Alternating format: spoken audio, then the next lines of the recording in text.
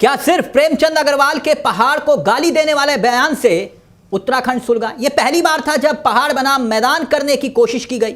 हरगिज नहीं। मगर अब आपके मन में यह भी सवाल होगा कि उत्तराखंड में पहाड़ और मैदान कर कौन रहा है?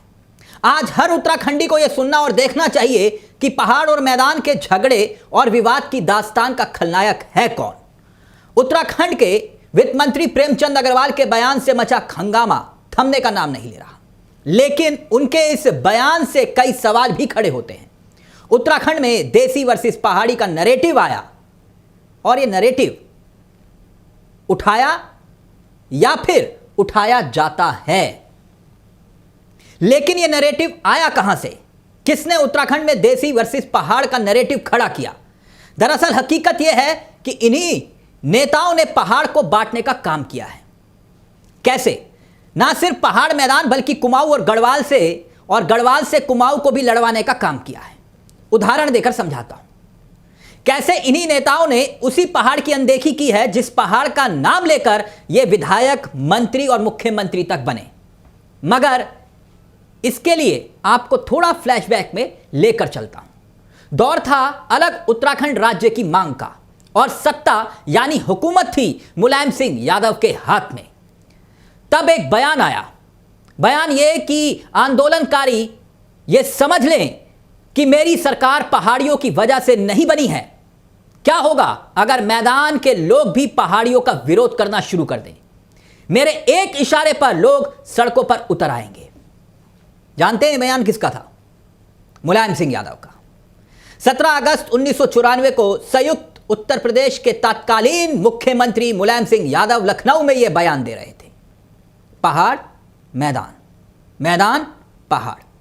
जब पूरा पहाड़ मुलायम सिंह यादव के 27% आरक्षण के विरोध में सुलग रहा था, यही वो मुद्दा था जिसने अलग उत्तराखंड राज्य के आंदोलन को और तेज कर दिया। मांग उठाई थी पहाड़ के निवासियों को अलग राज्य दिया जाए, यानी कि पहाड़ और मैदान की खाई की शुरुआत मुलायम सिंह यादव के इस बयान से भी होती है। लेकिन सवाल यह उठता है कि शांत पहाड़ी इतने अशांत क्यों हो गए?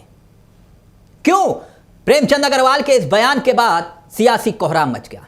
इस सवाल का जवाब तो हम आगे आपको देंगे, लेकिन उससे पहले बात कर लेते हैं उत्तराखंड में देसी वर्सेस पहाड़ी नाम की इस लड़ाई, इस बला को क्यों लाया गया। सच्चाई यह है कि किसी को भी पहाड़ से कोई मतलब नहीं है। जो हमारे नेतागण हैं उनको पहाड़ से कोई मतलब नहीं है। उदाहरण देता हूं, विधानसभा में पहाड़ का प्रतिनिधित्व करने में किसी को अब कोई दिलचस्पी नहीं रही। दोस्तों 2022 उत्तराखंड के जो वासी हैं वो ध्यान से सुने और समझेंगे कि 2022 के चुनाव की ही बात कर लेते हैं तो बीजेपी और कांग्रेस दोनों ही पार्टियों के मुख्यमंत्री पद के उम्मीदवारों ने मैदानी क्षेत्रों से चुनाव को लड़ा, और पहाड़ से दूर जाने की इस परंपरा में सिर्फ ये दो चेहरे नहीं बल्कि कई दिग्गज इसमें शामिल हैं। कैसे? गोविंद बल्लभ पंत। गोविंद बल्लभ पंत एक बड़ा चेहरा रहे उत्तराखंड का। गोविंद बल्लभ पंत अल्मोड़ा से आते, अल्मोड़ा के सबसे बड़े चेहरों में से एक रहे।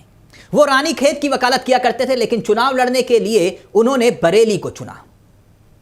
इसका उन्हें फायदा भी हुआ और वो उत्तर प्रदेश के पहले मुख्यमंत्री भी बने। इसके अलावा हेमवती नंदन बोगड़ा, साथ ही साथ नारायण दत्त तिवारी, बड़े चेहरे, पहाड़ से पलायन करके प्लेन से ही चुनाव लड़े। उन्होंने सही समझा। इस लिस्ट में बड़ा चेहरा मुरली मनोहर जोशी का भी आता है। मुरली मनोहर जोशी, उन्होंने भी यही किया। रमेश पोखरियाल निशंक, अजय भट्ट, हरीश रावत, हरक सिंह रावत, त्रिवेंद्र सिंह रावत, बहुत से नाम हैं। किस किस का नाम ले? पहाड़ से पलायन करके त्रिवेंद्र सिंह रावत आप कहेंगे कैसे? दरअसल पौड़ी के निवासी हैं। पौड़ी को नहीं चुना उन्होंने डोईवाला को चुना। और अब भी जब लोकसभा का चुनाव लड़ा तो हरिद्वार की सीट से लड़ा। कोई भी चुनाव लड़ता है तो प्लेन को चुनता है। एक रणनीतिक दांव था ये। क्यों? क्योंकि आज भी नेतागण जानते हैं कि मैदानी क्षेत्र में वोट पाना पहाड़ों के मुकाबले ज्यादा आसान है। और ये लोग गलत भी नहीं है। 2004 के लोकसभा के चुनाव में वोटिंग प्रतिशत मैदानी क्षेत्र में 51% था दोस्तों। वहीं पहाड़ में यह आंकड़ा 47% था। 2009 का आंकड़ा अगर आप देखें तो 60% के आसपास प्लेन की औसत वोटिंग थी, यानी मैदानी इलाकों में, लेकिन पहाड़ में यह 48% हो गया। 2014 में 70% वोटर टर्नआउट मैदान में था, जबकि उत्तराखंड में यह सिर्फ 55% रिकॉर्ड दर्ज किया गया। 2019 में भी यही स्थिति रही दोस्तों। कुछ इसी तरह के हालात विधानसभा के चुनाव में भी देखने को मिलते हैं। ये आंकड़े बताते हैं कि किस तरह से प्लेन में वोटर लगातार बढ़े, बार बार बढ़े, लेकिन पहाड़ में वोटर घटते गए। यानी ये साफ हो जाता है कि लगातार प्लेन में वोट बढ़ रहे हैं और पहाड़ में घट रहे हैं। और यही वजह है कि राजनेताओं की सभी विकास की नीतियां मैदान में ध्यान में रखकर, क्योंकि मैदान को ध्यान में रखेंगे तभी विकास की नीतियां बनाई जा रही। और जिस पहाड़ के अपमान की आज सभी नेता निंदा कर रहे हैं, उसी पहाड़ को इन नेताओं ने उसी के अपने हाल पर छोड़ दिया है, यानी कि राम भरोसे। यह उत्तराखंड की हकीकत है दोस्तों। और अपनी सुविधा के हिसाब से पहाड़ मैदान के मुद्दे को जब चाहे तब सुलगा लिया जाता है। एक और उदाहरण देता हूं।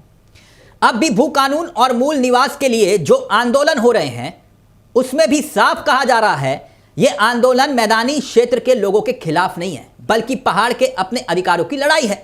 लेकिन नेता तो नेता ठहरे दोस्तों, वहां भी इसे क्षेत्रवाद से जोड़ दिया गया। क्षेत्रवाद की परिभाषा को लाते हुए नेताओं ने खूब राजनीति की। हालांकि जब भी बात विकास के मुद्दे की आती है तो जरूर पहाड़ वर्सेस मैदान के बीच की तुलना होने लगती है। और राजनेताओं के लिए यह बहुत आसान तरीका है, क्योंकि उत्तराखंडी है। वो जानता है कि पहाड़ वर्सेस मैदान करके आखिरकार किसको फायदा होता है।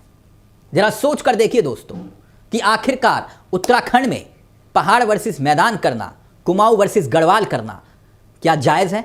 हर राजनीतिक दल, मुख्यमंत्री अगर गढ़वाल से होगा तो फिर कुमाऊं से प्रदेश अध्यक्ष होगा, और प्रदेश अध्यक्ष अगर गढ़वाल से हुआ तो कुमाऊं से मुख्यमंत्री का चेहरा होगा। यह है उत्तराखंड की सियासत का सच, यानी कि पहाड़ वर्सेस मैदान की सियासत। इसमें कोई भी पीछे नहीं है दोस्तों। इसलिए ये राजनेता हैं और उत्तराखंड अपना उत्तराखंड है। नमस्कार, जय हिंद, जय भारत, जय उत्तराखंड।